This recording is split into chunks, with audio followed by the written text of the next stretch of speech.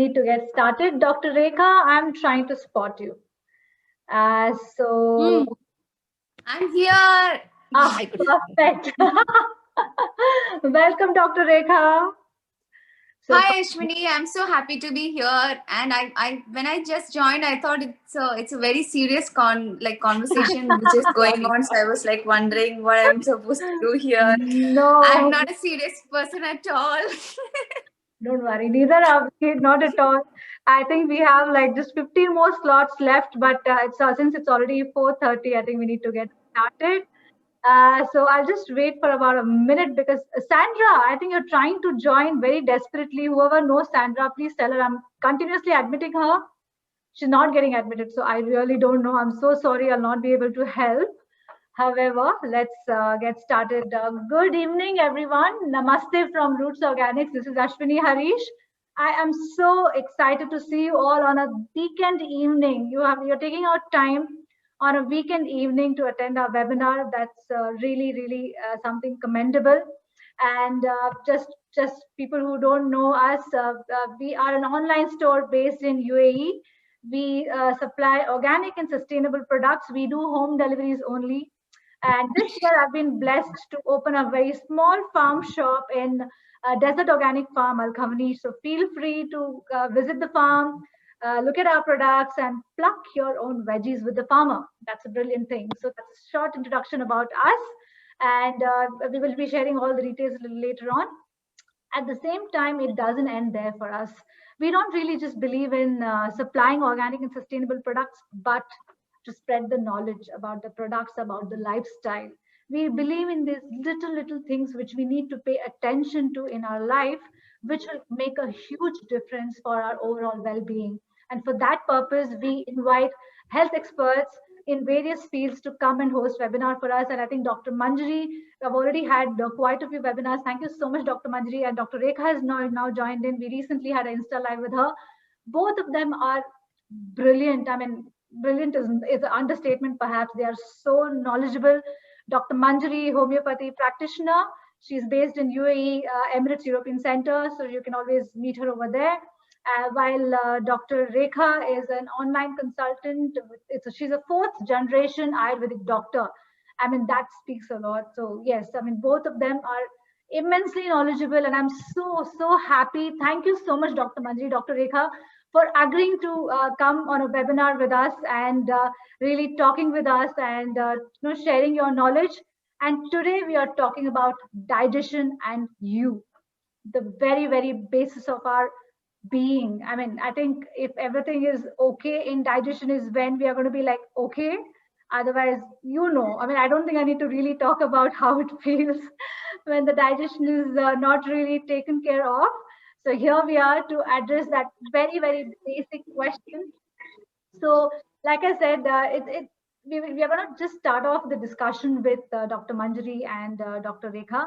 I'm trying to get you guys on side by side. I'll try to do that. And we are going to be talking about all this for about 45 minutes, and then we are going to be opening for the question and answers. Yeah. And we will try and cover as many questions as possible, whatever you have asked. And if we are not able to answer, please don't feel bad about it. I'll be requesting again Dr. Manjari and Dr. Rekha to come back again soon. So we'll try and address your queries as soon as possible. Yeah. How do we post questions? Sorry? How do we post questions? Is it on chat or is it an open question answer? You can post it on chat. We will probably open it for asking questions. I think that will be like better. So we will do that. But you can also post questions, but one by one. Yeah. Understood. So yeah. Doctor, let me just try to fix the view a little bit. Are you all able to just say gallery view, and I'll just say speaker view. I'm so sorry. It is going to be speaker view, and that's how it's going to be. So let's begin. So I have list of questions. So you'll keep seeing me looking at my phone. So obviously I have to look at the phone to ask the questions. So please bear with me over there. First question, Dr. Manjari and Dr. Rekha. Since I've already introduced you, both of you, I'm sure you don't need to introduce yourself. You're okay with that, right? So shall we go ahead with the questions? Yes, Yeah, yes, please. please. Yeah. Perfect. So, Dr. Manjari, I think I'm going to start with you. So, can you just suggest, I mean, how are systems of medicine, how do they lay emphasis on digestion? Like we have allopathy, we have homeopathy, we have Ayurvedic. From homeopathy perspective, what is, I mean, what do they really emphasize on when it comes to digestion? So very simply, digestion is one of your immune functions. Okay. So in that, if you have a problem at the level of digestion, it is you who has the problem. So you need to be treated. In very simple words, this is what homeopathy works on. So whether you have acidity or you have bloating or you have constipation or you have indigestion or you have flatulence or you have irritable bowel syndrome or you have the pathological complaints, maybe stomach cancer, maybe ulcerative colitis, these are pathological conditions which are symptoms and signs, but it is you who's suffering and you that needs to be treated. And I am sure Ayurveda holds the same premise, which is why our therapies are called holistic therapies. So if I have to treat somebody with digestion, which is 90% of the times today, where 10, if I'm seeing 10 patients in a day, 9 will have digestion issues, and I will be treating not their symptoms and signs will be treated because I will treat them. And that is the premise of homeopathy. In allopathy or the chemical system of medicine, your symptom will be addressed. Right now, if there is severe acidity bothering you, immediately you will be given a drug like pantoprazole or Nexium. Immediately your symptom will come down. So you're likely to feel immediately better. But it is only a symptom at the end of the day. And the relief has been at symptom level, not at root cause level. So somewhere the problem is going to come back to bother you. So allopathy says, take it as long as you have symptoms. Then you become dependent on it. And I'm not well versed or qualified enough to talk for other things, but I have a Chinese acupuncture colleague, and he also treats the root cause. They address meridians and they address channels, heat, cold, and he gives also lifestyle advice. Don't eat cold food at night, pretty much like how Ayurveda does, or don't sleep in air conditioning. And so treat the person within the disease. That's how it is. Excellent. So it talks about the person inside out and not really just the symptom. So Dr. Rekha, what's your take? How does Ayurveda really emphasize on how important digestion is and how do you address it? Okay, I don't know if everybody is well versed with Ayurveda and what is the level of understanding of Ayurveda, but I will just tell you a little bit about Ayurveda. So Ayurveda is the world's the most ancient system of medicine, and it is again, just like homeopathy, it is also a system that treats a whole individual rather than the symptom. So what we do, we say in Ayurveda is roga sarve api mandekno.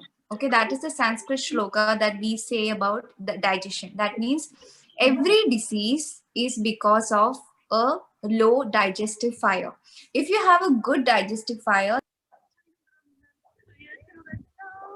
Now, sorry, I think we are not able to hear you. okay, I got automatically muted, I think. Okay. Sure. So as I said, every disease, according to Ayurveda, is because of a weak digestive fire. So be it anything, be it any disease, even if it's a skin issue or a hair issue, or even if it is weight loss, anything has to be associated with a bad digestive fire. If you have good digestion, you will be able to prevent, manage, and reverse chronic diseases. That is what Ayurveda says. Because it the whoever comes to me for consultation, the first line of treatment that I do with most of the people is to check how is their acne, how is their digestive fire. If somebody is able to digest food, then he is able to, like, if somebody is able to, say for example, when we work ayurvedically to any patients, we try and bring their agni up. So once we bring the agni up, what happens is they'll be able to digest even the heaviest of foods. So it's always a progressive way of looking at, building the agni. Maybe in the first month, when you're treating a person, you first give them small few options to make sure that the person eats right and his Agni is built. Slowly, slowly the Agni gets better and he'll be able to eat anything. Absolutely. And once, It's yeah, mainly so the Agni. So, I mean, Ayurveda says that keeping the Agni alive is the most important thing. So I think homeopathy also talks about the inside out. And since I'm also learning naturopathy, I think this Agni is the word which has been the most emphasized one. So I think that kind of overall summarizes in terms of how digestion is really perceived in both Ayurveda and homeopathy. Please, I would request all of you to mute yourself because if I try to mute anybody, the speakers are getting muted. So please mute yourself, all of you. That's a request. So coming back to the questions, one very basic question which everybody asks is, why do we feel that gas? Not even bloating. What causes the Ashwini, gas? sorry to interrupt you, but yet there is disturbance in the background. So my suggestion to you is that you mute everyone and let the both the speakers unmute themselves. That Okay, will I'm going to mute all right now. And Dr. Manjari, Dr. Rekha, please mute yourself. Yeah.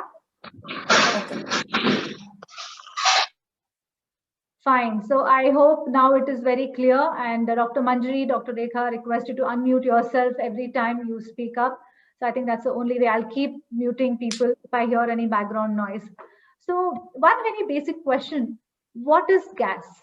What forms the gas in our digestive system, which perhaps causes that uneasiness? I mean, if we have to just summarize it in like few words, because we have a list of questions. So Dr. Manjari, starting with you.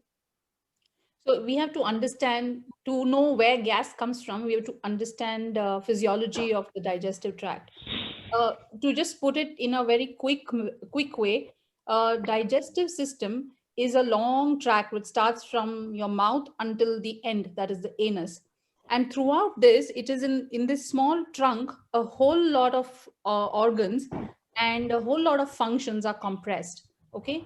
And there will be, when we eat, there will be air that anyway goes in. It starts from the time you're born. When you take your first breath is when you inhale air, which is why babies get colicky, even if there is no other problem. Now, when you swallow it, literally there are compartments. There is a gate here.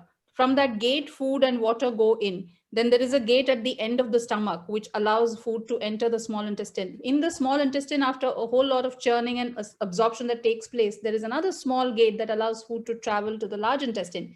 In the large intestine, there is a whole lot of work that takes place. And then there is the anal sphincters. There are 2 anal sphincters. So in the whole process, when you eat food that has fiber, it will form gas because there is bacterial activity inside our digestive tract, right from the mouth onwards. The saliva has fantastic bacteria and antibodies, and right into the esophagus, right into the stomach, into the small intestine. These bacteria digest the insoluble Sorry, Dr. Manjari, I'll be muting them again, so please unmute yourself right away.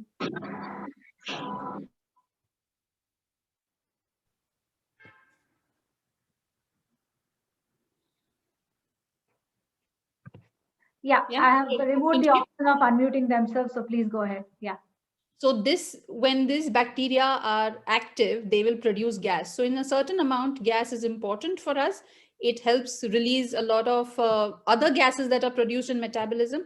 However, the production of gas increases when the number of good bacteria reduce and the number of not so good bacteria increase. So there is a metabolic phenomena. It's not a bad thing. It is a good thing.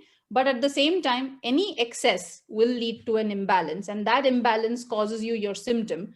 And that symptom is often treated without treating the root cause. So like we will keep discussing this all the time through, I think today, is that symptom is only a window to understanding what's happening inside.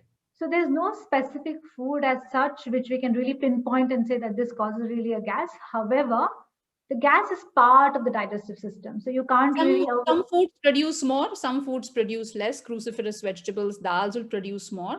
Yeah. But again, more doesn't mean it is bad or something like that. It just means that your particular body type, because of how your composition is or how your constitution is, it cannot process it. That's all. Yeah, exactly. So it is no specific food. It's about you understanding your body in terms of, okay, what is causing and what is not causing. So it's not a general rule as such. So Dr. Rekha, I mean, how does it really viewed in Ayurveda? Because I know you have like Pitta, Vata, and these various categories. So what's your take on the gas formation in the digestive tract?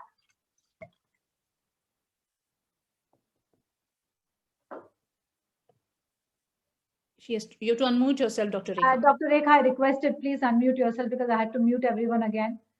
So please kindly unmute yourself. I think she's saying she can't unmute, so you might have to unmute her. Let me, yes, correct, because I said do not allow. Hold on a second, I shall do that. Ask to unmute. Okay. Yeah. So Okay. technology is always like this, you know. Okay, so coming to the question, so I would like to take you to the basics of Ayurvedic physiology. So we have three different, what do you call, biophysical energies in our body. One is called Vata, one is called Pitta, and one is called Kapha. So when there is a balance of these three, that is when you have good health, or you know, it is the best state of affairs. Okay, when you have a balance of Vata, Pitta, and Kapha. So gas or bloating is created, or it's mainly because of imbalance of Vata in your system. So Vata, so I want to again take you back to something more basic, where Ayurveda says that everything in the world is made of, just like how we have atoms which make up molecules and becomes, you know, matter. Ayurveda says that everything in the universe is made of 5 elements which are called Pancha Mahabhutas, which are Prithvi, earth element, Up, which is water element, Tejas, which is fire element, Vayu, which is air element. Tejas is a fire, Vayu is the air, and ether or the space. So when it comes to your stomach, and when you have an imbalance of Vata, that is the imbalance of, you know, air and fire element, air element in particular, air and space element. So what happens is, that's why Ayurveda has a specific protocol when you protocol which says that, you know, routines are very important. So if you see every day, if you see the entire world, the planets, the sun, the moon, even the plants, animals, everything in the world has a routine and a timing. And Ayurveda suggests daily routine which you have to do every day. You know, at different times of the day, what are the routine that you need to follow? Evening routine, and then it also talks about seasonal routine. In this season, what you need to follow. So everything is based on a particular time. So when I talk about, so this timing is very important even in the case of the balance of bioenergy. So I'll give you a simple example. Okay, every day you're having your breakfast or lunch. Say for example, you're talking about lunch. Every day you're having your lunch at 12 o'clock. And one day you don't have your food at 12 o'clock and you have it a little late by 2 o'clock. So what happens is your body is already ready. According to Ayurveda, the whole system prepares for that food to come to digest it. So when you are not eating your food on time, which is your 12 o'clock, which is your normal routine, and try to eat a little late by 2 o'clock, what happens is you already have your digestive juices, your hydrochloric acid, everything that is already waiting for the food to come. But then the food is not coming, and this hydrochloric acid has this property of blowing up, and it comes out as in the form of, you know, gas, and people have heartburn and gastroesophageal reflux. All these things are because of not eating at timing. So the timing is very important. So all these cause, you know, differences in the balance of Vata. So the primary so the primary aim when it comes to treating gas is to do stuff to maintain the balance of Vata. So that is how we look at treating conditions. So there are a lot of Vata rich foods. Say for example, doctor was saying foods with fibrous vegetables, food with fiber increase bloating. Ayurveda says that food with fiber are Vata increasing. You know, so Vata increasing automatically makes it bloating. Again, lentils are Vata increasing. It again causes bloating. So it is all correlated, and it is wonderful that, you know, when in I think Hippocrates said, every Agni is the root of all evil. And even Charaka mentioned, Agni is the main cause of all like health and disease. In the same way, I know in homeopathy also it is similar, right? What do you call it? What do you talk about Agni in Yeah, homeopathy? so just like you have three sort of doshas, Vata, Pitta, and Kapha, or Prakritis. These are what doshas or Prakritis. These are doshas. Doshas. Prakriti is Similarly, yeah, for people. yeah. Similarly, we have something known as three miasms, which means there is one miasm which is called Sora, which means you will see Sora practically in all people where mucous membrane problems happen. So when a child first comes with a sore throat, a runny nose, or a little bit of urination, the redness in the where they pass urine from, we think of that as the most superficial problem. Unfortunately, I think that is correlated to kapha in Kapha. Ayurveda. So there is no Sora, psychosis, syphilis, and we are born from Sora. So we all have one basic miasm, which leads to us forming diseases. Pretty much like in spiritual context, it's like prarabdha, so it comes from there. Yeah. We all have it. Then it builds on to becoming psychosis. So then once this level of mucous membrane does not get treated properly, or it is improperly treated with constant antibiotics, the next step that we see is formation of growths, cysts, tumors, glands. You see big glands here, or tonsils enlargement, adenoid enlargement. So level 1, if we treat, that's why I say that it's very easy to treat children. If I treat children, I know that they don't end up having bigger problems because their immune system at the very baseline level has been taken care of. Yeah. So Sora, syphilis, and the final is Sora, psychosis, syphilis. By the time we reach, it's a word that was coined during the syphilitic time, when syphilis was an epidemic and it threatened to become a pandemic disease. And this is where you see all your autoimmune conditions, cancers, and accelerated hypertension, and severe illnesses that can cripple people. This is finally, it reaches that stage. And it is a point of no return. You can never really cure such people. You can help them palliate. So when we have digestion problems, they are basic problems. If you treat a basic problem not at symptom level, but at person level, it does not go on to becoming a complex problem. So I think like what we said, so coming back, so basically when we talk about the gas formation, it is very, very normal.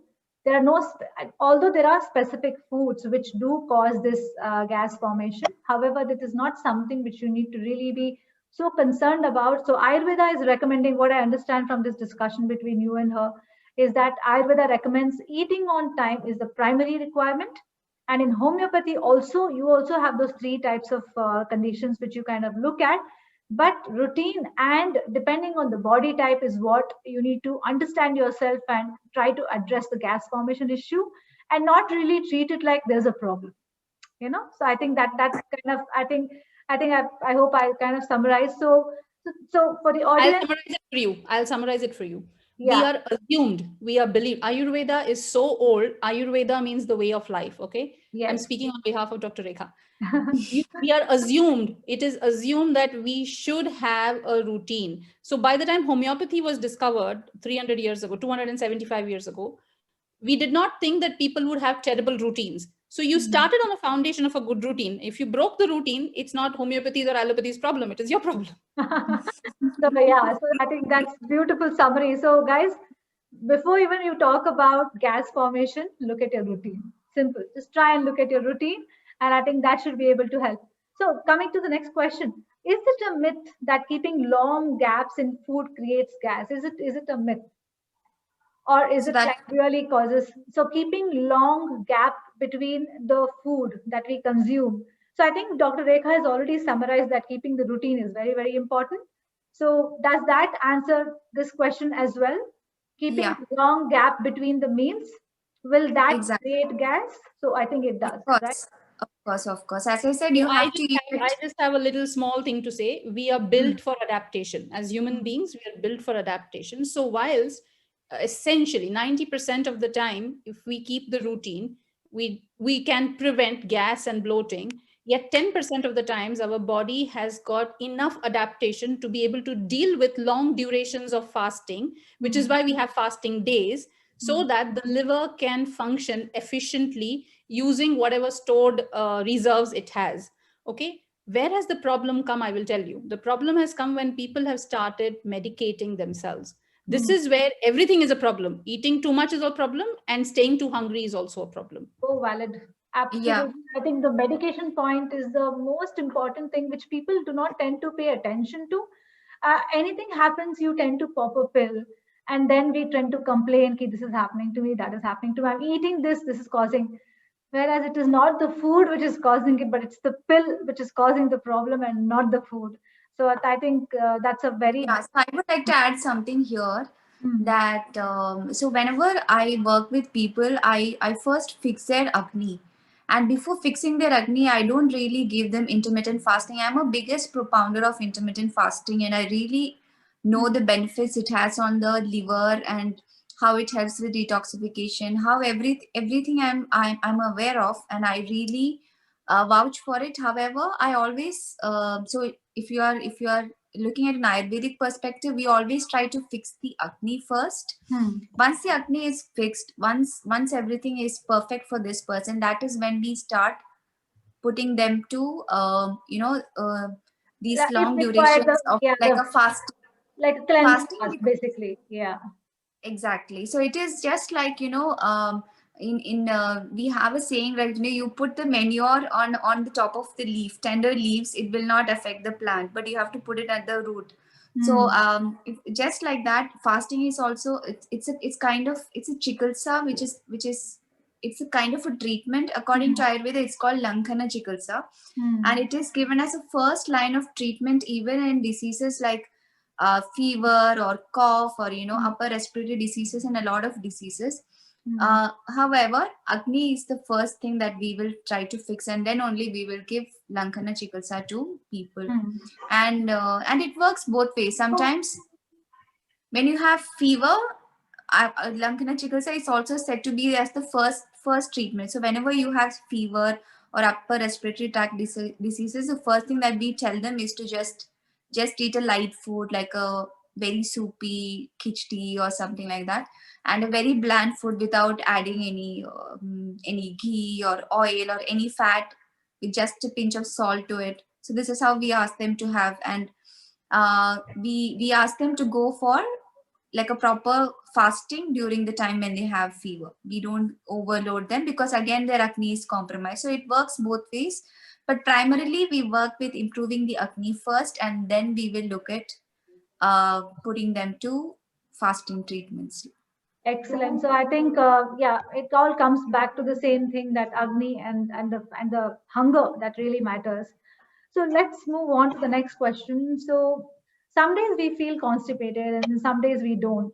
Like, we tend to eat a lot of things, right? I mean, it happens. The everyday eating is different. Sometimes we enjoy sweet, sometimes we enjoy sour, and sometimes we tend to eat little more than what we want to. Sometimes we don't feel like eating. So it's very normal, right? So the question is it very normal to feel constipated some days and some days you're perfectly fine? Or is it something which we need to look at as a symptom, like you say, to be addressed? Dr. Manjari, what do you say? I mean, feeling constipated on and off, not regularly. I know there are people who perhaps are constipated for a longer time, but sometimes you're constipated, sometimes you're not. You're like perfectly fine. Is that okay?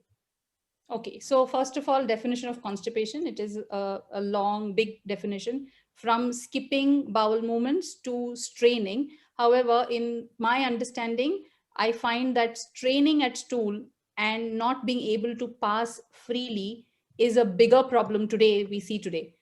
And to answer your question, I'm not sure how many people have grown up exclusively in Dubai, but those who have lived in different parts of the world, who have had pets and who've seen animals, people like me who have grown up in India, we have seen cows poo in the middle of the street, buffaloes, horses, elephants. And if you go to a jungle or a safari, every animal poos without trouble. I have never seen a cow make faces because of constipation, or a horse not poo if you go to a beach where there are horse carriages. So clearly, constipation is a modern problem which afflicts a human being more than anybody else. And that is only because of the choices we make and of the drugs we take. To be honest, The choices we make has a smaller impact than the drugs we take. So if you are going to say that, okay, I feel like eating at this, I feel like eating that, I think it's acceptable. But you don't realize that the number of people that are constipated today is because the number of people taking drugs have increased today. By drugs, I mean people taking pain medication for headaches. These are the ones who will suffer constipation. So constipation, according to me, is absolutely not normal.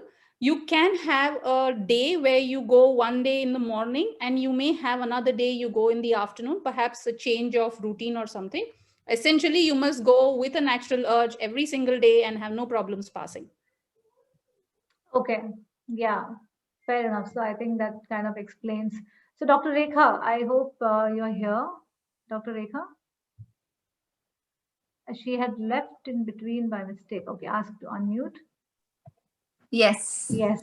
Please don't quit because it's full. I'll not be able to add you back. No, I don't know what happened. I just I turned the know. camera a little bit. Okay. So Sorry. Did you get the answering this question, You got the answering this question, right? question, yeah. So Ayurveda has two views, okay, on this. So first thing is, if you are constantly constipated, you get on and off constipation. That's not fine, but that is kind of manageable. But what is a bigger concern is when you have constipation and then you have loose motion, and then you have constipation, then it's normal. So what happens is, it is called, according to Ayurveda, it is called Vishama Agni. So Samagni means your Agni is same throughout. Every day it is a similar kind of Agni, and Vishama Agni means your Agni is different. So what Ayurveda suggests is, what happens is when there is too much of variation in the food that you are having. I'll give you a simple example. You're having biryani today. Tomorrow you're having like a very light khichdi soupy thing, and then after that you're having a pizza, and then after that you're having something. So what happens is, when you for digesting each of these food, your body needs to create a different kind of Agni. So when you have too much ups and downs in the kind of food that you're having, so once in a week you want to have a pizza or you want to have a biryani, that's fine, but rest of the days try and eat a normal similar kind of food. If you are somebody who like to eat something like dal and rice for lunch, or you want to have a roti and sabji for lunch, just try and have similar kind of food most of the days. You can experiment with the kind of vegetables, but overall when you look at your plate, it should be similar. That really helps with making your Agni balance. So we don't want that imbalance in Agni too much. Again, the timing, the kind of food that you're eating, the proportion of the food, the quantity of food that you're eating also. Today you're having so much, the next day you're having very little. So all these creates an imbalance inside your system. So over to summarize this, try and have food which are similar. Try and have food at the same time every day, and try and have similar quantity of food. So Ayurveda always suggests that you have to eat Mitahara, Hitahara, and Ritahara. That means you have to eat according to the season. You have to eat what is favorable for you, and you have to eat less. So Ayurveda says that eating less is more important than eating, it's very, very important. And yeah, so that I think answers it. that's really nicely put. I think that gives a very, very good perspective even for me. So now, just for a layman, it's so easy. Now that was this one thing that you've spoken about, saying that for 5 days, keep your plate looking similar. You can experiment in your vegetables and the dals and the rices and everything, but then make it look similar for at least 5 to 6 days. One day you go off track and you try something different, it's fine. But like having one day something, having one day something, having one day something, and expecting you to feel okay, not okay. I think I think that kind of is a very, very simplest tip I think all of us have got, and which is very easy to implement as well. So I think thank you, Dr. Rekha, Dr. Manjari. I think this has been answered very well, at least for me. I'm very happy with the answers. So, and I think constipation has also been explained very beautifully, wherein you're talking about how your stools are behaving based on what you eat. But I think after both of them have spoken so nicely and in such simple words, I think now we know very well how to handle it. So yeah, I think it's really good. So okay, I think the next question perhaps has already been answered in what you guys have already discussed, but still, So some days the stool is very hot. It gives burning sensation and goosebumps and hit cheeks while passing it. And some days it's cold stool. Is this also normal? No, it isn't. No. It is simply because the stool is a carrier or reflective of how your overall digestion is. Okay. So dark stool, burned stool, yellow stool, red stool, stool with blood streaks, stool with mucus, stool that feels hot, stool that cuts you at your anus. I'm sorry, this is very unprofessional, but to speak in a public platform. But any kind of stool that varies from a normal stool is a problem, is a sign of disease. If you want to know whether you are keeping well in your digestive tract, take a look at your stool. Do not just flush it without looking at it. You must always look at your bowel, and that will give you a hint on what is going wrong. You may be able to address a problem way before it begins. So I know people, when I ask them what is the color of your stool, sometimes if they tell me it is light in color, I tell them watch out for your liver, and we get a liver function test done. Sure enough, it may show signs of an imbalance, and we work on that right at the beginning just by seeing the color of the stool. So there are anything out of the ordinary is a problem, and it should be addressed not at stool level but at stomach or digestion level.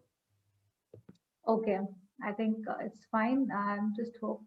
Yeah, Dr. Rekha is there. Because somebody there. All right, sounds good. So I think so. Basically, I think it's the stool. Dr. Rekha, would you like to add on anything, or do we go ahead with the next question? Feel free to let us know. You have to unmute her again. Are you kind of? I think don't unmute Thank yourself. you. Yeah, no, don't mute yourself because don't worry. I I think didn't mute me. really. I didn't mute. No. Fair Okay, so I was telling, even Ayurveda says that your poop is the mirror to your gut health. Hmm. Now, how your digestion is, how your stomach is, how your intestine and colon is. So, as doctor said, the color of your poop, how the consistency of poop, whether it sinks, whether it floats, everything says something or the other on what is going inside your body. A similar kind of sign that we look at when we look at how good a person is digesting is looking at the tongue. And this is an interesting thing, I'll tell you. So so if you have anything in any kind of indigestion that is going on inside your stomach, it shows on your tongue. So just like how you can do this is very simple. Just like how you do when you have BP, what you do is you wake up every morning and you check BP. So you always look at a range of time.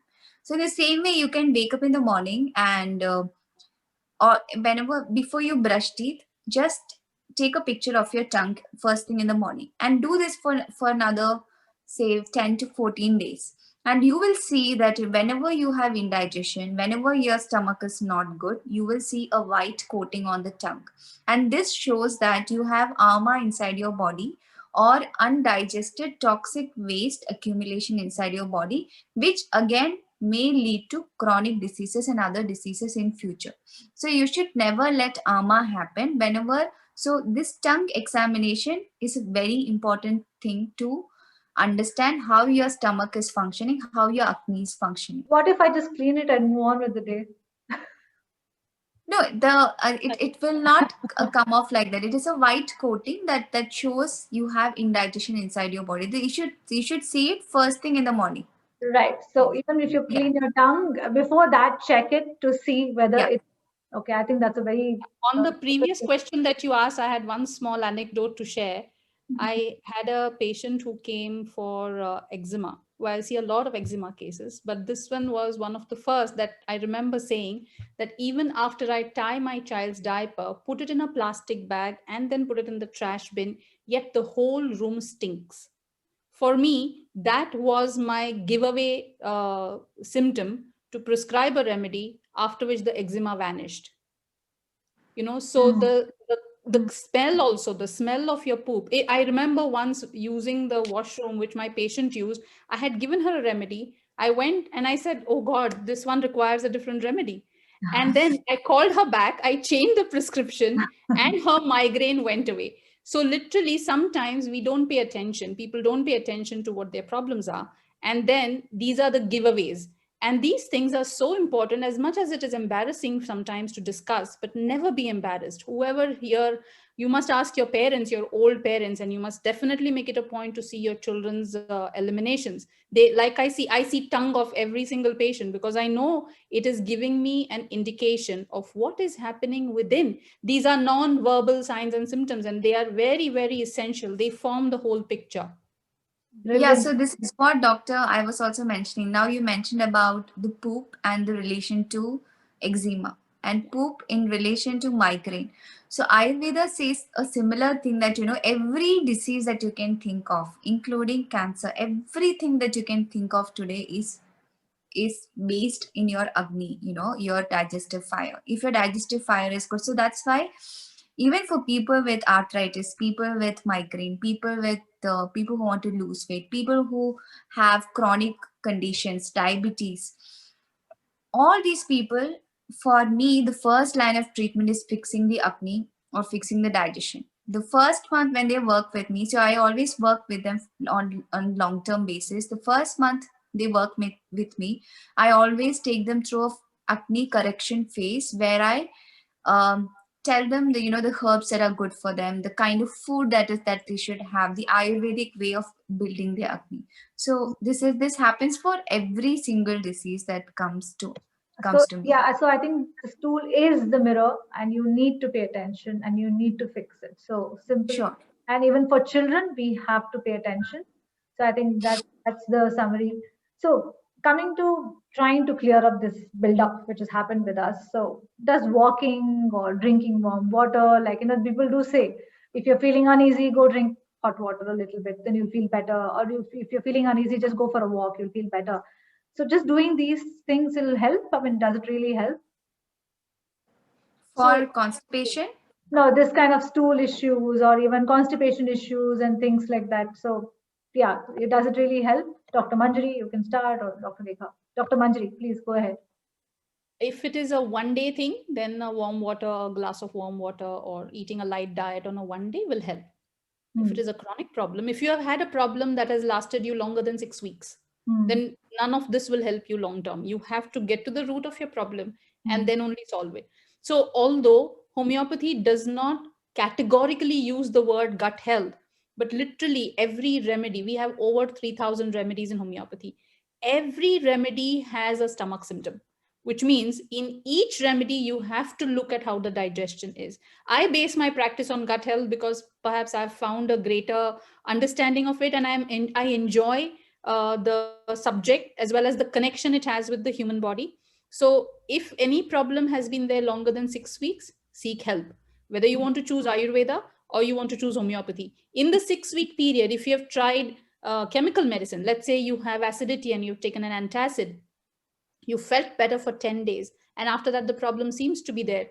You stop that, talk to your doctor and switch to an alternative medicine. It is very important. Do not keep taking pantoprazole, Nexium for 10 years, please. That ruins everything else. Totally. I mean, I Exactly. so agree. Yeah, I mean, I totally agree. So yes, Dr. Rekha.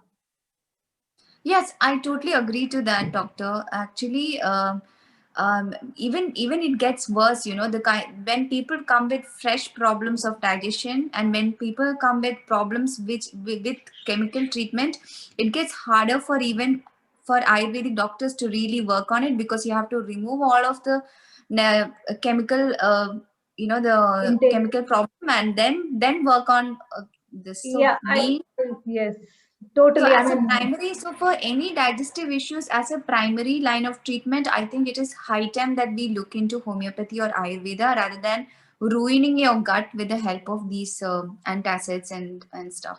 So to summarize in 2 words, stop the pill. Stop pills. Stop. No. It I'll becomes tell you very simple. If you take one pill for one problem, but at the end of 4 weeks, you seem to have 2 different problems that come up, then you have to understand that one pill did not fix your ill, and you need to then take that pill off and see whether the other 2 disappear or not. Because then what is likely to happen, that one pill that you took for the one problem, you might end up having 2 other pills for 2 other side effects that develop. Also, a word of caution for all of you here is, if you are taking regular antacids, especially pantoprazole, Nexium, or any of those, the Gaviscon, Digene and all, you will have constipation. These drugs give you constipation. So do not think you have to eat more fiber or take isabgol. It does not work. So you have to know the side effects. By the way, it is your right to information to ask your prescribing doctor, what side effect will this give me? And if you see that constipation is one of the side effects, really take it only 2 or 3 times and then stop it after that, after talking to your doctor and telling him, look, I'm already constipated. I already feel funny in my stomach. So never forget that. Most important tip from me is this. And the problem is also, doctor, I have seen that in patients, people who have been taking these things, the colon gets so dry that, Yes. Unless and until you give a higher dose of medication each time, they don't pass bowels. Correct. So this is something which is like a long-term It's a thing that, vicious cycle. Yeah. it's a vicious cycle. So, don't go for all those things. Just be very mindful about the kind of medication that you're taking. It's I mean, very I important. think that's, yeah, I think it's pretty very, very clearly mentioned what the pill can do to your digestive system. So please pay attention. Try and not pop a pill. So is it good to take enema? Because this is another thing which has been widely prescribed by many people, including me when I had my own skin issues. And they said, okay, you can do enema and things like that. But I am not very sure about it because I have a feeling that enema will probably flush off everything from my colon and flush off the good bacteria, the bad bacteria, and everything. So, what's your enema is a very naturopathy kind of a prescription, right? So, what's homeopathy's take on enema, Dr. Manjari? Yeah. So homeopathy really does not have any pros or cons for enema, because homeopathy was founded in Germany. In Germany, it is common for people to poo only once in 3 days. Okay. So they did not think it was unusual. Yes. Oh, really? They do Yeah, yeah. Once in 3 days means you are good. Otherwise, it is once in 6 days. Oh. So in Germany, where it was founded and then of course taken to the US, Austria and other European countries, it did not matter whether you pooed every day or not. However, enema has now become a fashion, a luxury thing to do. Okay, coffee enemas, garlic enemas and all that. You can't do an enema and promise yourself good skin. You can do an enema when there is a problem, like a short term, maybe 1 or 2. Perhaps Ayurveda it's a therapy, and it is a therapy that is taken in conjunction with your constitution. I have seen a patient who has done enema every week, a coffee or a garlic enema, and a colon hydrotherapy every 3 weeks, and they have come with such terrible problems that it was very difficult to fix their hormone issues. Now, although if you see, enema was promising them the hormone balance and the skin, but it gave them that. So enema can take away your good beneficial gut bacteria. Enema can take away, it's not just water in the colon, there is minerals in the colon. Minerals are stripped off. So you're left with nothing. Do not do anything which a practitioner does not suggest to you. And if a practitioner has suggested more than 6 times, then question again, why do I have to take so many? Unless it is a prescribed therapy and you know what is coming at the end of it. Yeah. Yeah. So, Ashwini, I'm very glad that somebody asked this question. Okay.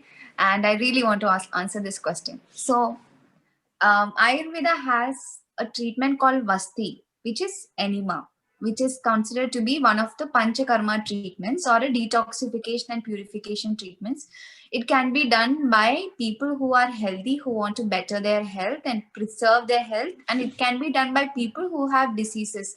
Like it can be done by people who have arthritis, musculoskeletal disorders, people who want to better their skin. A lot of issues can be treated with enema. And for enema in Ayurveda, there are 2 different kinds of enema. So one is with the help of herbal decoctions, and one is with the help of oils. In both the herbal decoctions and in both the oils, we have 3 different steps, which is called Purva Karma, Pradhana Karma, and Paschat Karma. That means initial procedure, middle procedure, and the end procedure. And it is done in specific manner because it is a very, very dangerous treatment, and it should be done by a qualified person in a proper clinical setting. It is never advised in Ayurveda to be done by people at their homes, or without without taking proper care of the different kinds of sorry, my mom is messaging. It's popped up. Okay, Okay. I think So that, it's so not that is the thing. recommended to do it at home. It is not. Yeah. So people, what they do is they think enema is good. They even do water enemas at home. Yes. Okay. But water enemas, what they do is if you see the internal lining of the colon and the internal lining of the rectum, it has a mucosal membrane. When you put anything like water or anything like that and try to wash it, it will remove all the natural lubrication and the natural mucous membrane. So it is very drying. So you shouldn't do anything that dries up your system, because it will lead to major issues in future. So enema as such should never be done at home. Okay, even if it is with water. It should never be done at any spa or any medical spa or anything like that. It has to, if you really want to do enema and get the benefits of it, I suggest you and I recommend you to do it in a very good Ayurvedic treatment center which does all the 3 procedures so that you are safe. Absolutely. It is something which can have many complications. Yeah, because it is important that you are treating it slowly and steadily and not rushing it with the water. So I think primarily enema is not recommended to be done regularly. And even if you do, please do it in the medical, like under the supervision of a medical practitioner and not really yourself. Now, I think even I completely agree on this point. Do not do it yourself, because it's not really worth flushing off your bacteria. It's really not worth. And so another question is, these days most dietitians ask to avoid wheat, right? I think anything to do with digestion or constipation or anything, people just say avoid wheat completely. What do you think about this? And another the reason why this question is so important, because we're so used to eating bread. Bread is so part of our lives. Biscuits are so part of our lives. Cookies are so part of our lives. All of these, the base is one thing: wheat. I'm glad there are so many gluten-free vegan cookies which are coming up, which is fine. I mean, at the same time, do we need to balance it or completely avoid it? Dr. Manjari, what role does wheat play in digestion? Please, I think if you've already spoken about it, but I would love to hear it again. It's a very overdone topic, but wheat is unfortunately a victim of industrialization. So the wheat grain itself has changed. The old kind of wheat grain, which is what you have, the Kapli wheat or einkorn wheat or Emmer wheat, this is still a slightly more native grain than the hybridized wheat grain. However, in my practice, by the time somebody comes for homeopathy, unfortunately, they have taken a whole lot of other treatments, failed on the other treatments, and they've come to try and fix their systems, which is slightly difficult to do. However, because they come after loads of treatment and they have sensitive guts, I usually like to stop the wheat for the first 2 months or 3 months, depending on what their condition is and how severe it is. Eventually, the gluten in the wheat is a protein, similar to other proteins that you eat, and that protein can interact with your digestive lining. So if there is a problem, then we have to address it by not just eliminating the food, but also by improving the gut lining, which is what we achieve with homeopathy. Having said that, except those who have a severe gluten intolerance and celiac disease, the ones who are following a fad of gluten-free, dairy-free diets, I think you all are in for a lot of other health issues because you lose out on many nutrients. So you have to have a good balance and ensure that that balance is something that suits you. If something does not suit you, take it off for a while, see how you feel, and then reintroduce and see. Give the body a break and then reintroduce and see. This is how I go about it. Wheat should not be demonized. Nothing should be demonized. We should take everything with an understanding that it has a role to play, and one man's food can be another man's poison. So if something doesn't suit you, I have a nephew who's very, very gluten intolerant. If I eat a piece of bread and hug him, he is going to break out into a rash. So he should stay away. But that does not apply to me or does not apply to somebody else who I know. So if you're going to stop wheat because it makes you gain weight, then there is a problem in your digestive tract that needs to be fixed, and not just eliminate the wheat. I completely agree. I mean, I myself have it, well, like on a rotational basis. So yes, Dr. Rekha, what's your take on the topic gluten? I hope. Again, yeah, again, a very interesting topic for me. Okay, so wheat, Ayurveda is not against wheat. So if you ask Ayurveda always categorize foods. So there are foods which are very easy and light to digest, and there are foods which are hard to digest. So the light food are, white rice is supposed to be a light food because it is very easy to digest and it does not. So Ayurveda says that any food that goes inside and removed quickly from your system, that is a food that is light and that is good for you. Any system that goes inside your body and stays there for a very long time, that food is not good for your body, and that food converts to ama or undigested toxic waste inside your body. So wheat is one such food that goes inside and stays in your system. That's why, even if you have wheat, you don't have you don't feel hungry for the next 3 hours. But that doesn't happen with white rice. The moment you have it, you will you quickly you after some time you again start feeling hungry. So Ayurveda says that light food and digestive food is rice, but heavy food which takes longer time to digest is wheat. But that doesn't mean that you should not take wheat. Wheat is muscle building, tissue building, nourishing food, which is good for people who are weak. It is given to people who want to build their muscles, build their body, build tissue, build muscle. It is an immunity building food, but it needs a certain level of agni to digest it. So if you have a good agni and you're sure of it, you don't have issues like constipation, you don't have stomach issues, you don't have any of those issues, you don't put on weight easily. If you have a good digestion, just go ahead and have wheat. If you don't, work on your agni, correct your digestion, see what is not helping you and correct it, and then build your agni so that you can eat pizza, and the wheat and everything. That's what I always tell, people who are on programs with me. First month, as I said, I always put them on a correction time. And then I introduce, a little bit of other foods. And by the end of 3 months, they will be able to eat even a pizza and digest it properly. So it is all in the Agni game. You just have to build your Agni so that you are able to digest any food.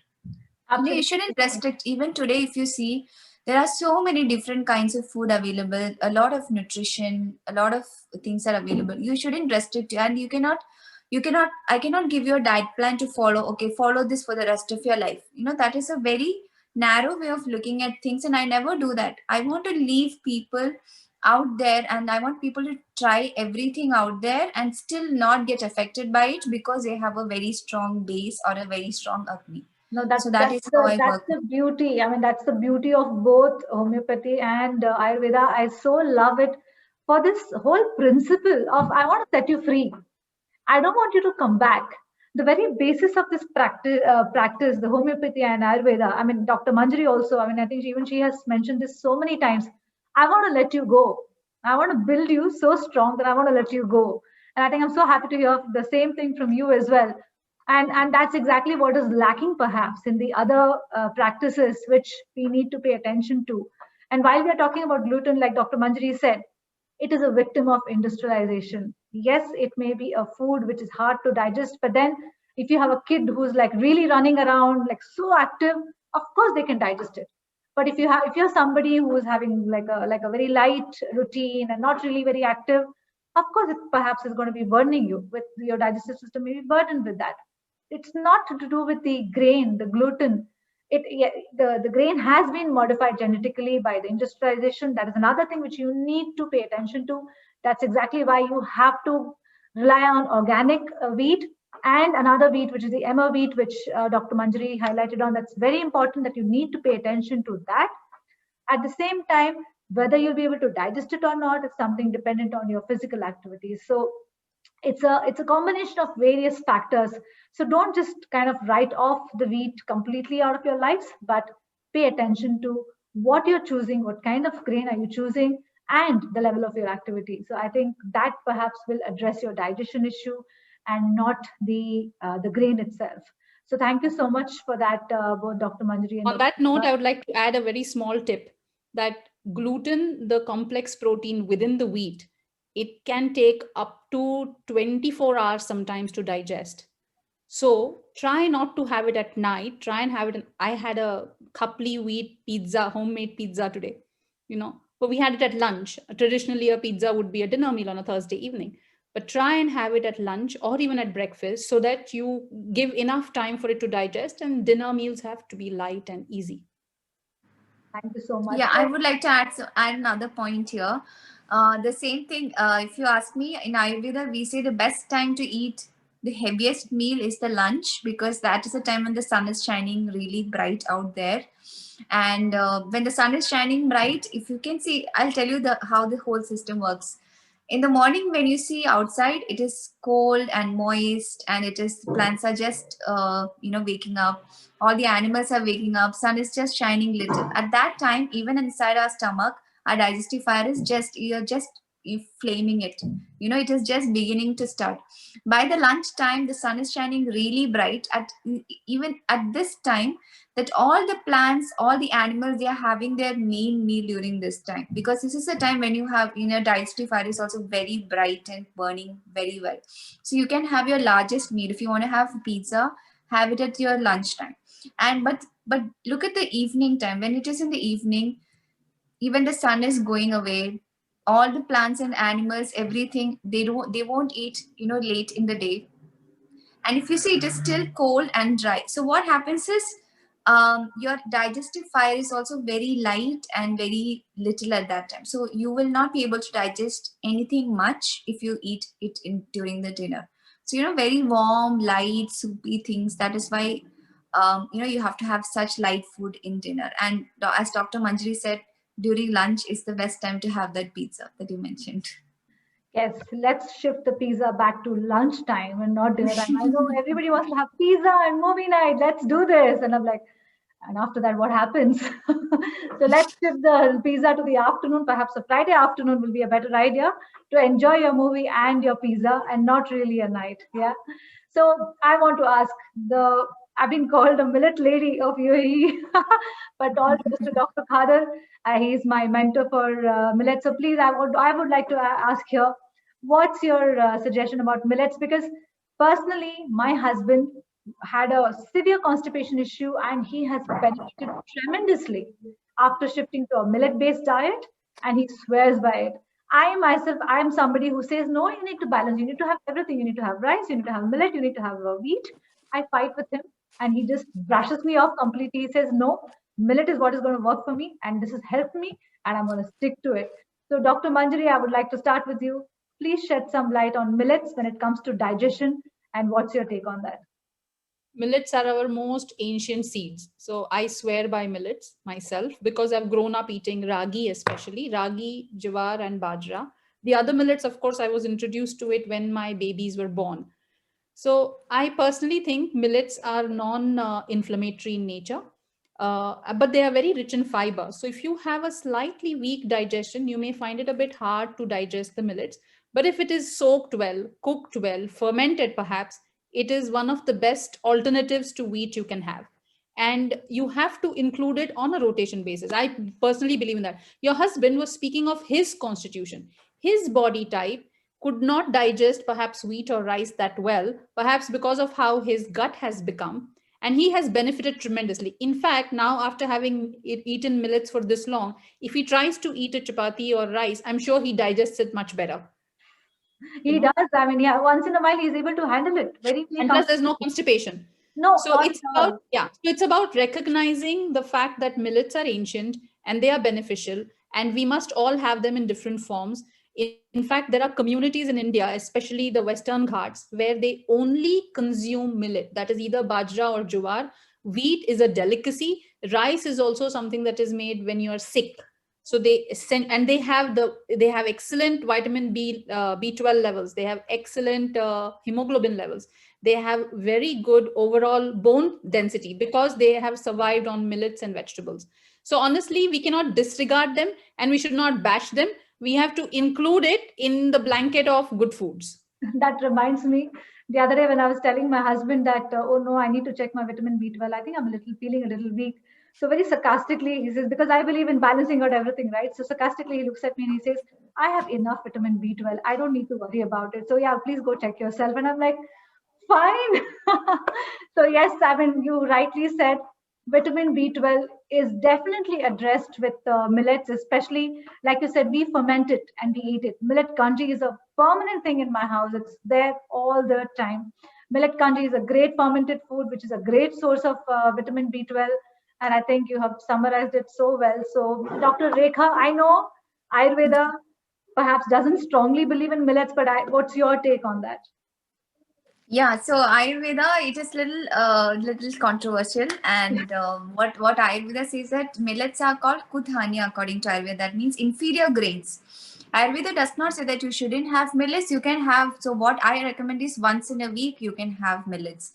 You want to have ragi, you can have. You want to have barley, that's amazing too. Even these things are fine. You want to have a bajra roti, that's fine.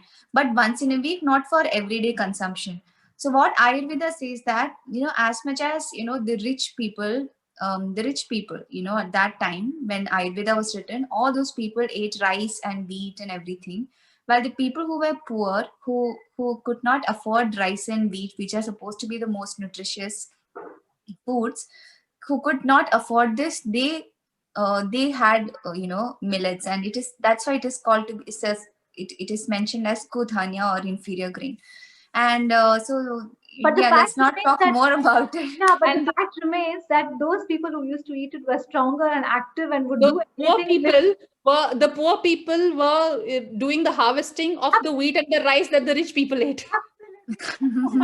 Perhaps are just sitting Yeah, so there. Ayurveda has a controversial, something which we do not advise for everyday consumption because of the digestive issues. The Because of the inferior grain, as it is called, but the fact remains that those are the people who are like so active and so strong that they would finish all the work from morning till evening and still be active, and the rich over there would be like sitting on a chair. But considering the Agni, when Ayurveda says that whoever is active, whoever does vyayama or exercise, will have a better Agni. Okay, so such people can digest millets.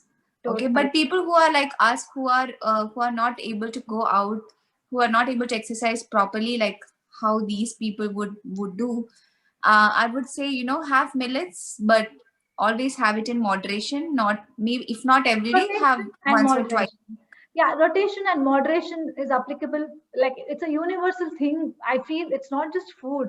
Everything we are rotating and doing everything in moderation. When it comes to our makeup, our clothing, and everything, we rotate. We So rotate also our. with any food, it is not just that food itself that determines how it will behave in your body. It is what the food is eaten with.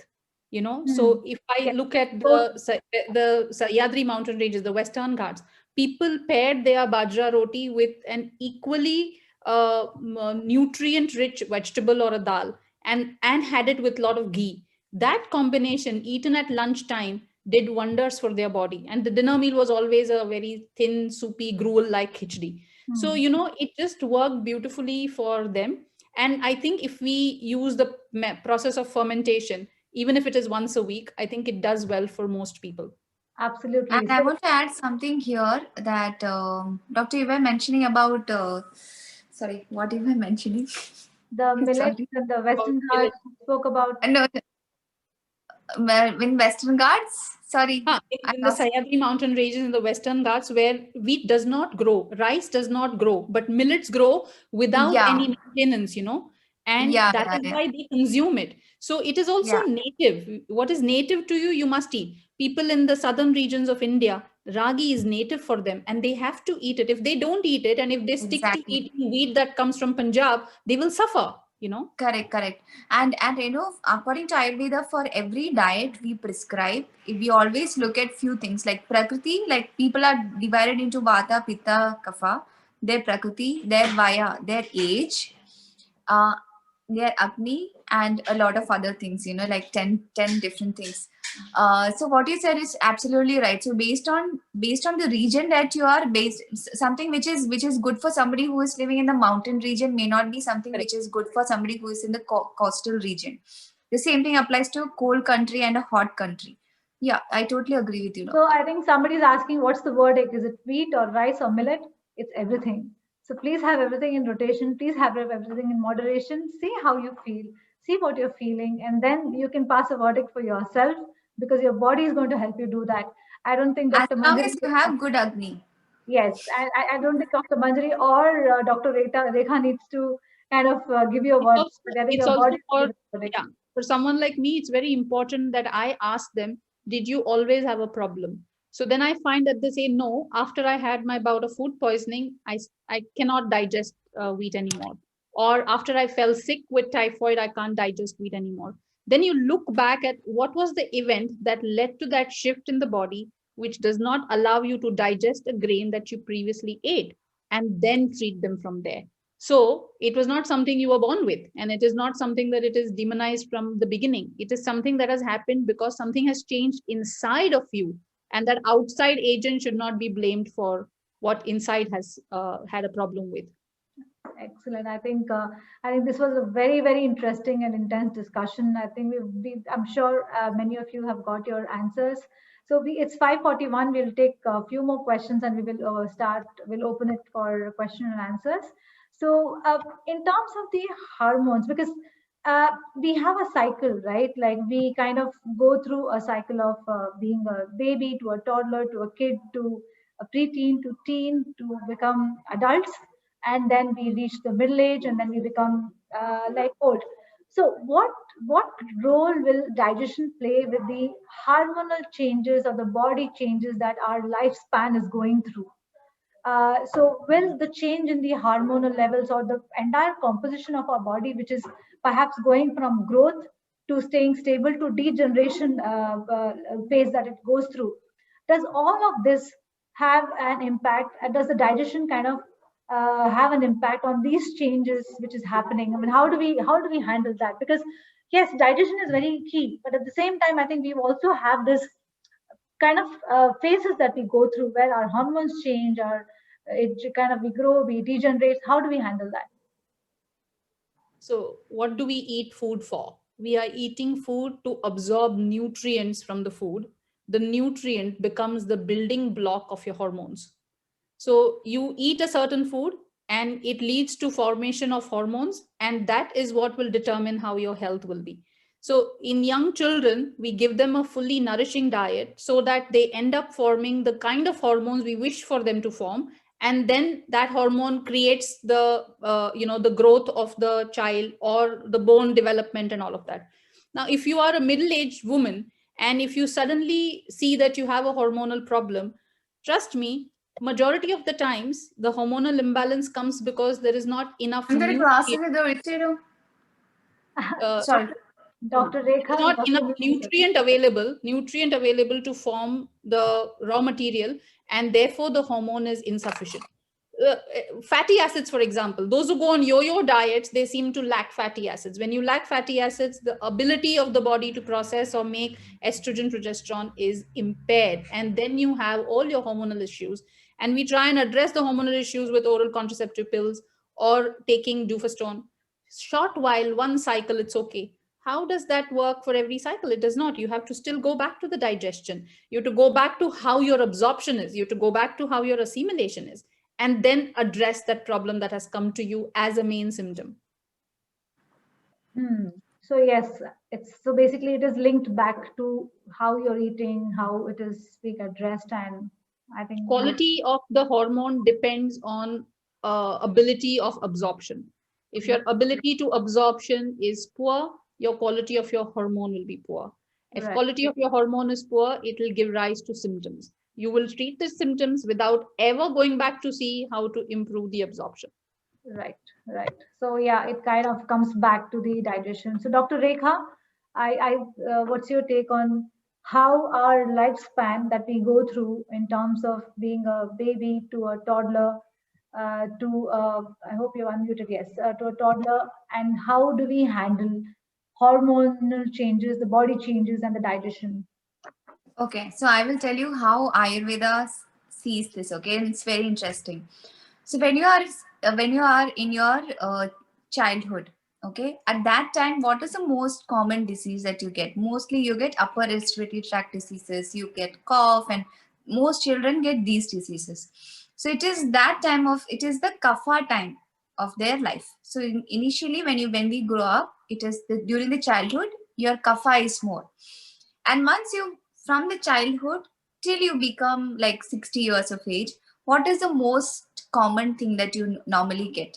Most common disease of the stomach and the digestion and your metabolism. All these things happen during that time.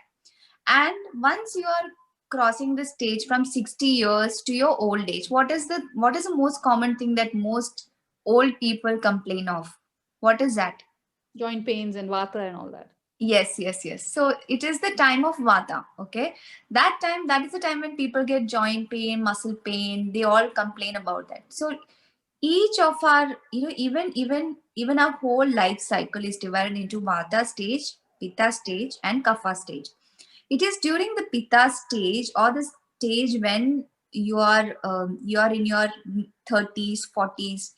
You're in that fountain of youth kind of time. That is the time when your hormones are at its best. You are able to digest well. Sometimes if you are a pitta constitution person, somebody who is a pitta prakriti, especially at this time, you may have too much agni, too much stomach issues, too much flare up of digestive fire, that you have issues like burning and all these things. Everything can happen during this time. So it is the same thing with the hormones. So you have your hormones always also go through the same cycle. So it is all related to digestion. Everything is related to digestion. How you digest your food. You are able to digest pretty much okay when you are small. When you are in the mid time, you are able to digest very well. The digestion is at its best during that pitta kala time, and it declines once you go towards your later stage. In the same way, your hormones are just growing up, very good hormones, and your hormones decline. So it is the same curve that our life cycle has, and the kind of diseases that we get, it is the same thing. All right. I think the whole system, everything is a pattern. I mean, the pattern is same. We just have to understand that basic pattern of nature, which also applies to the digestion. Yeah, I want to tell you something here. I want to add something here. The same pattern also occurs throughout the day. So if you see in the morning, okay, in the morning, what is the thing that you normally get? You get cough. You feel like your nose is congested. Sometimes, all these things happen in the morning time because that is the kapha kala or the kapha time of the day. And then in the afternoon, if you see, you have stomach pain, you have bloating, gas, all these things happen during the mid time. That is the pitta time. And then towards the evening, what do you see? Most people who have joint pain, muscle pain, all these things happen when it is more during the evening time. So this pattern is there throughout the day and throughout the year and throughout your lifespan. Absolutely. I think the pattern is so beautifully laid out for us by the nature. We all just go off track. We just don't want to pay attention. I mean, Megha in the audience is asking very nice questions. I really like your questions, Megha. Yes, so she's asked a question. So basically, are you telling that the traditional Indian dal, roti, sabji is good enough to for children to bring them up? I mean, I think yes. I think of course. So what you have, yes, what we have. See, just forget about everything like quinoa and kale and everything. Just think of the food that we are ancient. If I'll tell you a simple example, okay? During lunch, what our not forefathers, even our grandmothers and mothers, everybody used to have is every time you finish your lunch, you finish it with buttermilk. And this is a tradition that is followed in North India and South India. Okay, you have lassi, right? In the North India, and we have like normal buttermilk or sambharam when it comes to South India. So that is an Ayurvedic practice, but we are not aware that it's Ayurveda. We are just doing it thinking, okay, this is something which is already there in our culture. And then another thing is in the evening. We normally, like if in Kerala, we normally have a very light rice gruel in the evening with some what do you call it, lentils in it, something like a khichdi, but the green moong dal khichdi with rice. That is what we have for evening dinner if you go to traditional homes in Kerala. So that is also an Ayurvedic way of eating your food. That is the ancient way that we have been practicing. And people lived for so many years, they did not have any issues. And even in the morning, if I start sitting with an apple first thing in the morning, my grandmother would tell me, why are you eating a fruit morning? You know, but again, this is also Ayurvedic. Having fruits first thing in the morning, according to Ayurveda, is not really recommended. As I said, outside, it is your digestive fire is just going to start. At that time, when you're having a fruit, you may not be able to digest it properly. That's why, if you, instead of having like raw apples, try and have something like stewed apples or cooked apples with some spices, some cinnamon, cloves and stuff in it. Some, if you like some cinnamon powder in it, it's great. So something like that, very warming and very nourishing. That could be your breakfast first thing in the morning, rather than eating a raw fruit or a raw banana first thing in the morning. So things like that has been already there since so many years, and we have not been practicing, and we are behind quinoa and kale and everything. Totally. No, On that note, I would like to add something, Dr. Rekha. So, whilst the science of Ayurveda is actually about how you should lead your life, however, there have been changes in the last about 180, 90 years. Okay. What you say about the fruit applies to those who have never taken a chemical medicine in their life, because they have richer digestive enzymes, they have plenty of gut bacteria, they can digest anything eaten in any form at any time of the day. However, what you see today is, if the same people ate a fruit in the middle of the day, my goodness, I see it all the time. Sometimes I'm just asking them, when did you eat your fruit? If they say I've eaten in the afternoon, I said, stop it in the afternoon, and their problem is gone. Many a times I don't even have to give a remedy. So we have shifted in our inner bodies. And as a result, the way we ate before, sometimes we can't digest it. So we have to tune it, tweak it, like you kept saying, fix your Agni. Similarly, tweak your gut health, improve that, enhance your digestive enzymes level, and then see the difference.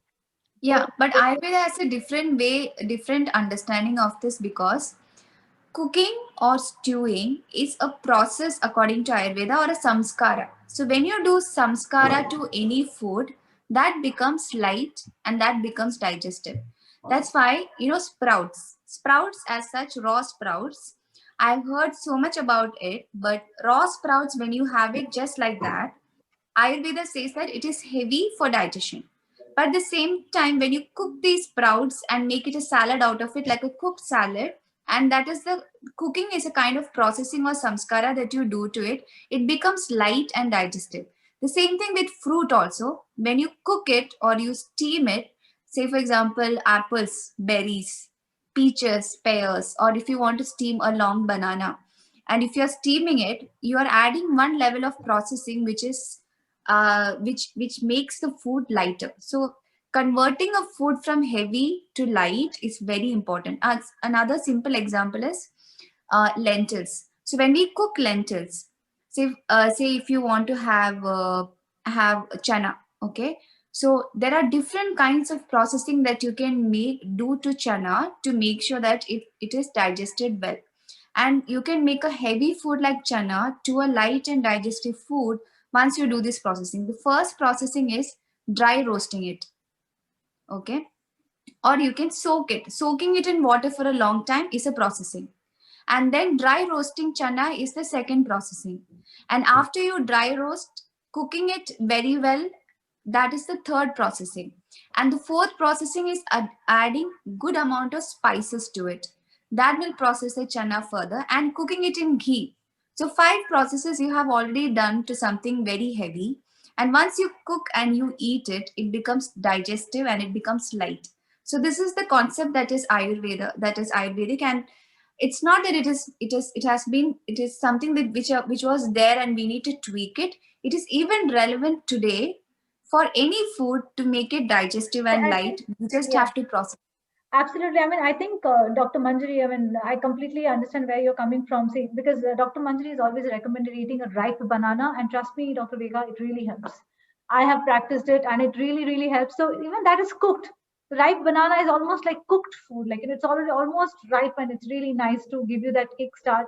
So I think, See, the thing is, when your Agni is able to digest that ripe yes, banana, yes, you're totally fine with it. But absolutely. if you have a compromised Agni, that is when you cannot have a raw banana. The But raw bananas, banana raw is, yes, pomegranate, raw yes, grapes, these are all things you can have it raw even if you have low digestive fire. yeah, yes. Yeah. So I think So I open.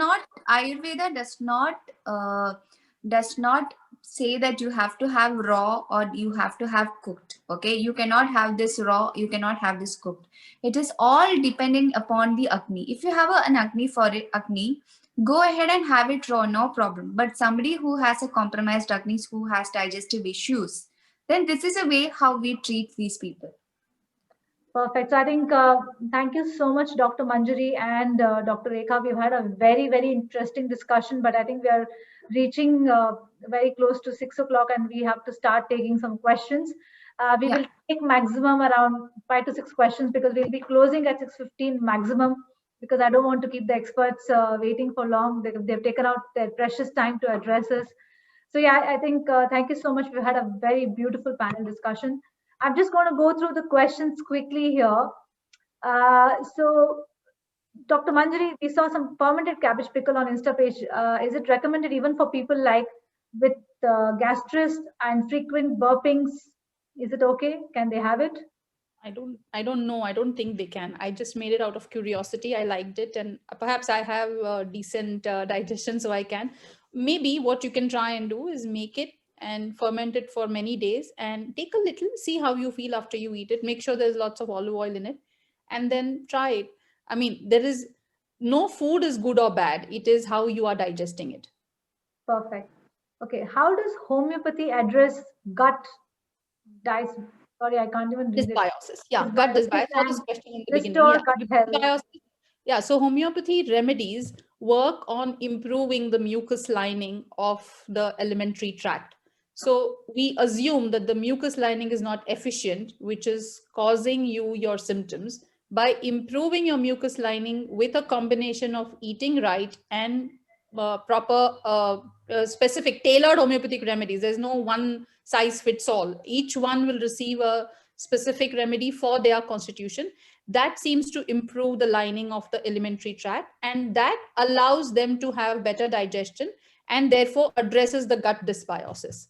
Basically, also, I work on cutting down of the number of drugs that might be taking. So women who take 100 micrograms of thyroxine for months and years together without actually looking at whether they require that much or not, we work on cutting that down. Automatically, they notice an improvement in their gut health. So things like that. It's a very tailored process and it is very specific to individuals. So it's not like if I say something today to you, it will apply to somebody else. That's not the case. All right. So talking about routines, I think Dr. Rekha, you perhaps can help us understand this. What's the flexibility of the routine? I mean, how much of a deviation from the routine is acceptable, like a plus before, a plus after? I mean, is it okay to kind of deviate, and what's the range within which we can deviate?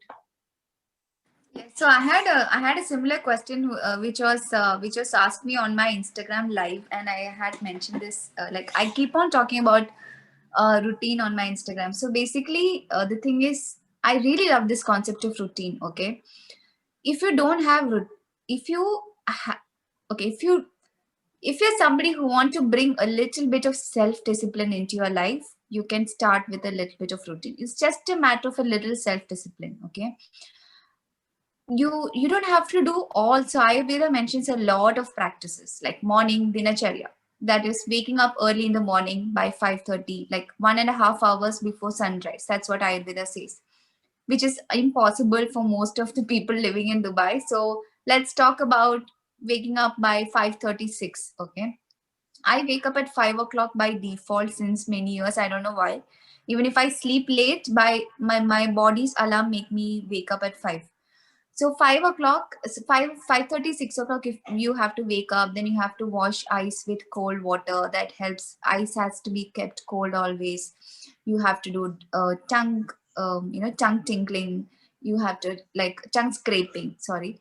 And you have to do oil pulling. So Nasya, there are a lot of things that Ayurveda suggests to do for a routine. So if you want to start a routine, just pick one or two practices that are mentioned in Ayurveda's Dinacharya. I have a post which I have detailed each of these practices and how you can incorporate this.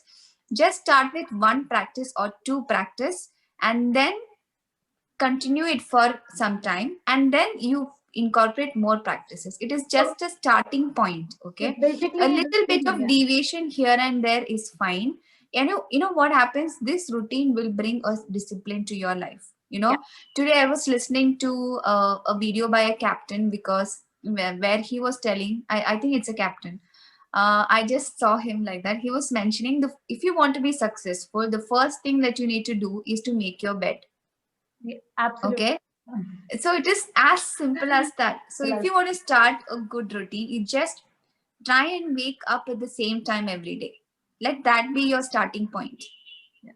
Okay, so I think yes, little bit here and there, okay, but then routine is going to make you address a lot of issues in your life. Okay, what if we have a lot of bowel movement and cannot be relieved in just one? Is it a normal digestive movement? I think uh, I think many people have this where they can't clear it in one bowel movement, but then they have to perhaps go repetitively. I mean, how do you think? Yeah, 2 to 3 bowel movements a day is completely normal. Normal? Brilliant. Yeah. Yeah. To be able to go 3 times and then feel completely evacuated, it is considered okay. Yeah, I'm so happy to hear that because my son, he goes in the morning and then he goes in the afternoon. So I'll be wondering whether it's okay. So I think that's really nice to know. Okay. And I think what's the ideal stool? I think we have already discussed that. How can you ensure your body is digesting everything you eat? I think how can you ensure your Body body is not supposed to digest everything you eat. The body is supposed to digest about 70 to 80%. The rest of it becomes bulk fiber to help eliminate your bowel. So you can't put like a thermometer or some monitoring machine to see, okay, have you digested everything or not? You have to go by how you feel. Most important is by the end of the day, you should be feeling a sense of well-being. And at no point should you feel overwhelmed and you need coffees and teas to keep you going. That means that there is a problem. If you feel a sense of well-being overall, then trust that you are digesting well enough. You have to sleep well, undisturbed sleep, wake up at the same time every day. Very important point Dr. Rekha mentioned, that discipline, I think, is phenomenally important to lead healthy lives. You cannot expect to have good health by flouting all rules. It's impossible, you know. All right. Do children getting regular itching near their anus normal? They have no skin issues and normal poop. Is it due to some diet or what is causing? What could be the reason? Is it a very specific question which needs to be addressed in Yeah, I person? mean, you have to check for hygiene, worms, Yeah. and things like that. Yeah, it's a Fine. specific question. Okay. I think this is a very Ayurveda question. When drinking water through the day, is it necessary to sit and drink the water for helping digestion? I'm very Yes. keen to know. I say it's not just drinking water. It is how your body is made. Okay, you have to sit and eat food, and when you are in that posture actually helps with digestion. That's why Ayurveda says always sit and eat food, sit and drink food, because even water has to be digested according to Ayurveda. If you just drink like one big bottle of water, just chug it down quickly in one go, it will not be absorbed properly. It will create a puddle inside your stomach. So what we advise is always have water sip by sip, always have warm water, and always try and have water which is always have warm water, always sip water rather than just chugging it down in one go. And water also has to be digested. It is best if you can sit and drink water rather than standing and drinking water, and even eating. Okay. All right. So, an 8-year-old has a smelly urine early in the morning. Does that indicate anything? Does it need a solution? Do they have to come to any of you? Smelly Sorry, urine. what was the question? How much The water is the child drinking? Simple. First. The 8-year-old, she has a very smelly urine early in the morning. So when the first urine is very smelly. So Okay, the first thing she needs to do is she has to drink more water Water. and see whether it is And of course, a going lot up. of 8-year-olds are given a lot of vitamin supplements, D, this, that, multivitamins. They'll cost money. Gummies. So gummies, yeah. Please check if all that is there or no, not. is it important to give gummies to 8-year-olds? I mean, I don't think so. Right? Oh, No, Sufficient. no, But not at all. What is there food, anything that you cannot supplement with food? No, exactly. you yeah, don't need. don't give any supplements. Okay. What about laxative teas to pass the tools? I mean, does it really help? Of course, it helps. They pass stool and they feel so happy afterwards, and then they keep it everywhere, wherever they go, they travel. And, are you supposed to be dependent on that? No. Yeah, absolutely. But Ayurveda has a different view also. Again, the kind of medicine that you take for constipation depends upon your body's constitution. So if you're somebody who has a very dry tract, dry alimentary tract, and a dry colon, and if you're somebody who is Vata Prakriti, you should have take medicines for constipation which are oil based, something like castor oil, which is oil based. If you are somebody who is Kapha Prakriti, and if you are somebody who has like very loose, like very oily kind of a mucus, people who tend to have too much of mucus in their body, then the kind of constipation drug that they use should be in the powder form. So all these things are, so the kind of medicine that you take for constipation should always be taken after consulting a doctor based on your body type. Yeah. And don't go over the, like, there is royalty and all, so many things, and it has serious side effects, and people take these without knowing it, knowing that eventually they will have this habit formation where unless and until you take this tea, you will not be able to pass bowels, and what it eventually leads is you will have a very dry tract, and it will lead to many other problems. I will So share don't one do small that. anecdote. I'll share one small anecdote. About 3 years ago, I remember seeing a man about 65, 70 years old, between that, maybe 67 years old. He seemed in good health, thin and okay. He just said, I want to improve my gut health more.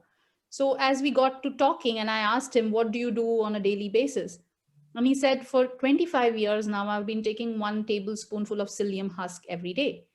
And I told him, I said, I don't think what you're doing is correct. He said, look, I feel great after it and I feel amazing. And I think I should not be stopping this. I said, you should be stopping it because this is stripping your gut of all vital nutrients. And he said, well, I'll try, but I don't see any harm. It's psyllium husk.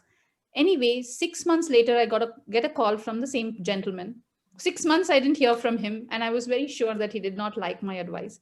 6 months later, he said, I think you were right. I had developed a colon cancer and 25 centimeters of colon was resected, and he has stopped psyllium husk completely since then. So please do not take Isabgol thinking it is very healthy. Always speak to your doctor.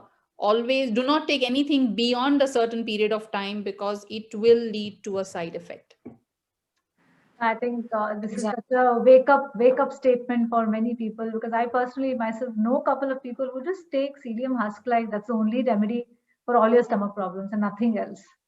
I mean, I think this is such a wake up statement. Thank you so much for giving a very And good even Ayurveda advises that you shouldn't take any medicine. I don't give any medicine for more than 1.5 months.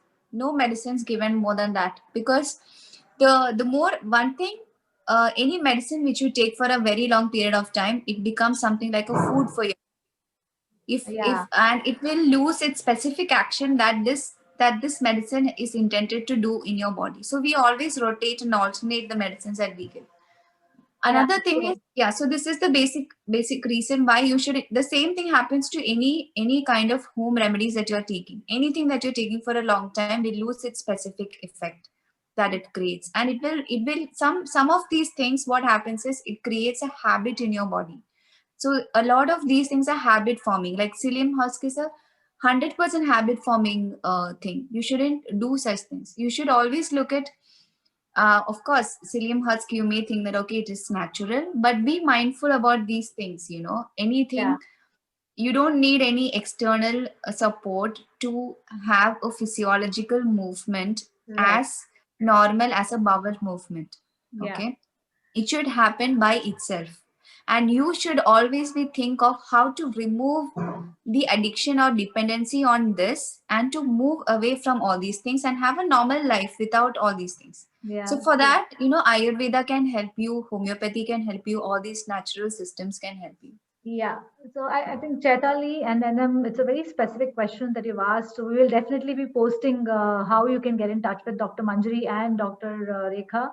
So you can definitely get in touch with them with your specific questions. So I'll take last two questions. It's already 6:10. So are varicose veins connected to digestion? I guess yes. So it's not directly connected, indirectly Directly. connected. Yeah. Yeah. So by the So time you have varicose those veins veins, it when- means you've been constipated for a while, you've strained at stool for a while, and that has led to issues with the circulatory system. So what happens is when these veins, they have to take these veins. The problem is, you know, there is incapacity of the valves to go up. You know, to take to. So what happens is that's when we get tortuous veins and varicose veins. It is not directly related to your digestion, but of course, if you have good digestion, eventually you will not get all these conditions. So you should, your primary aim, whatever you do, is this food suiting me? Is this food good for digestion? Am I doing something that helps with my digestion? Go ahead and do it. That is something that you need to think of when you look at long-term health. All right. So this is the last question and a very, very important question of the session. Is it okay to give milk, dairy products, and sugar to children? Is it okay? Because I think this is one of the biggest things which is there's such a controversy around it. So what's your opinion, Dr. Manjari, about dairy, sugar to children and to even adults? I used to be lactose intolerant as a young child myself, so I haven't drunk milk. I don't know the taste of milk, honestly. But having said that, I am personally of the opinion that if you have access to good quality milk, which is not pasteurized, and if you take it in small quantities with the right combinations, if you're going to make white sauce pasta out of the milk, trust me, your digestion will not forgive you. You know, mixing garlic and salt with milk is not correct. But if you are going to take milk in the form of some sweet or something, perhaps that will be helpful. Sugar is not at all bad the way it is demonized. I feel sorry because sugarcane is an amazing crop and it is the loved sort of crop of a lot of wild animals. And sugar has got beneficial effects for the immune system, provided you know where your sugar comes from, provided you know it is not refined and processed, and that becomes deadly. Small quantities, World Health Organization allows us to have 6 teaspoons per day per person. I'm not saying you should have 6 teaspoons, but a teaspoon here, a teaspoon there, absolutely no problem. Go ahead, have it. Similarly with yogurt, if it is home set yogurt, set on the same day, consumed on the same day, it is great. Your yogurt is sitting in the fridge for 5 days and then you eat it, I don't think it is recommended. All right, Dr. Rekha. Actually, Dr. Rekha should tell us this because Ayurveda emphasizes on milk, sugar, honey, and all that.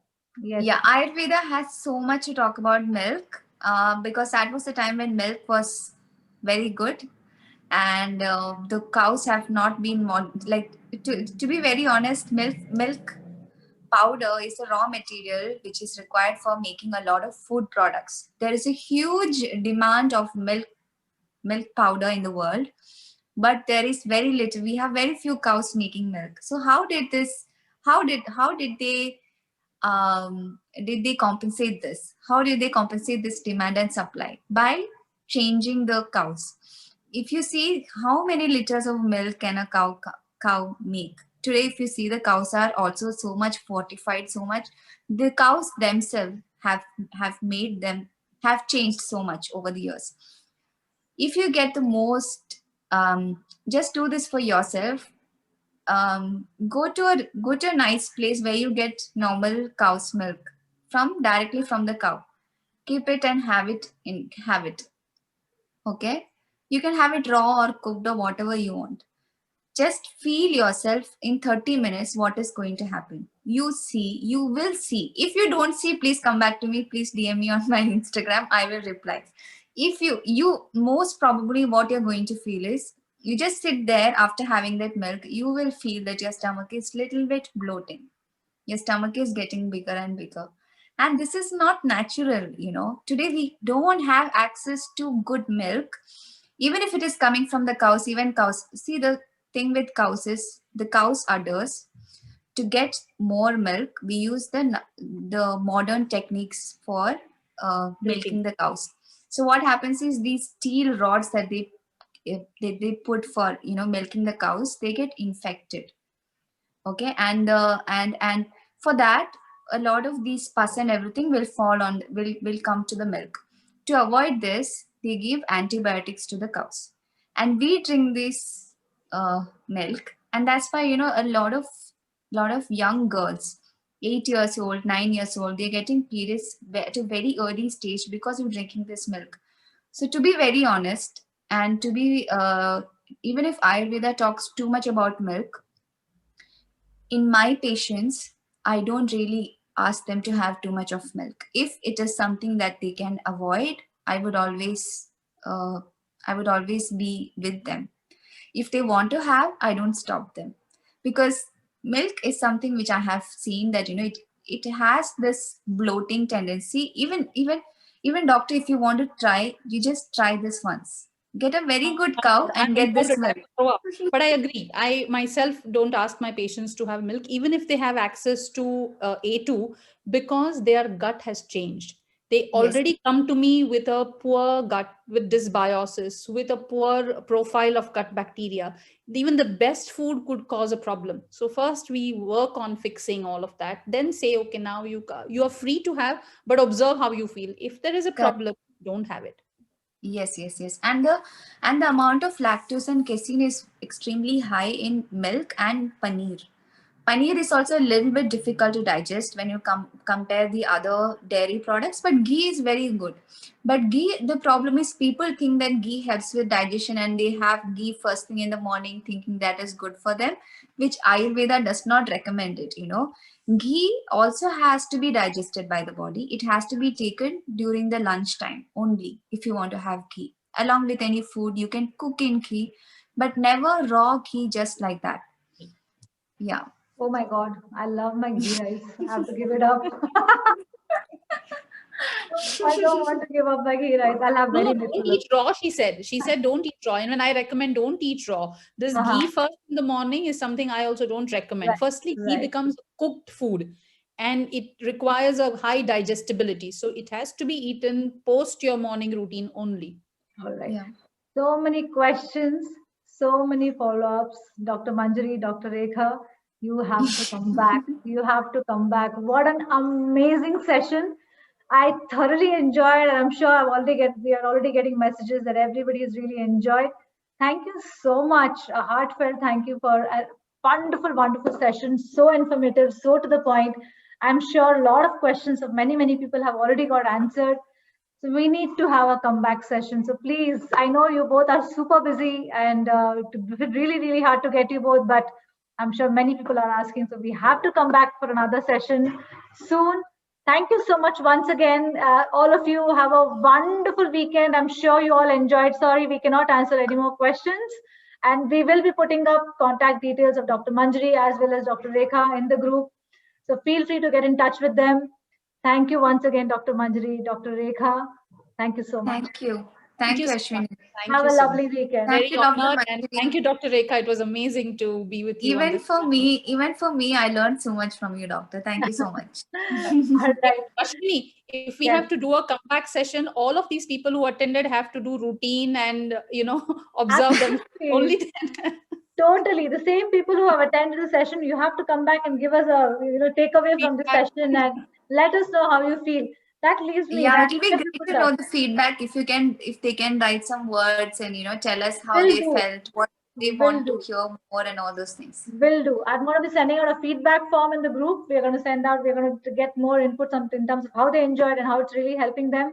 All of you, we really, really want to know how the session has helped you. Once again, have a lovely weekend. Dr. Manjari, Dr. Rekha, thank you so much for coming on our platform. Thank you so much, Health Ashwini. and happiness Thank you. always to all of you. Have a great weekend. Signing off. Bye-bye. Thank you. Bye.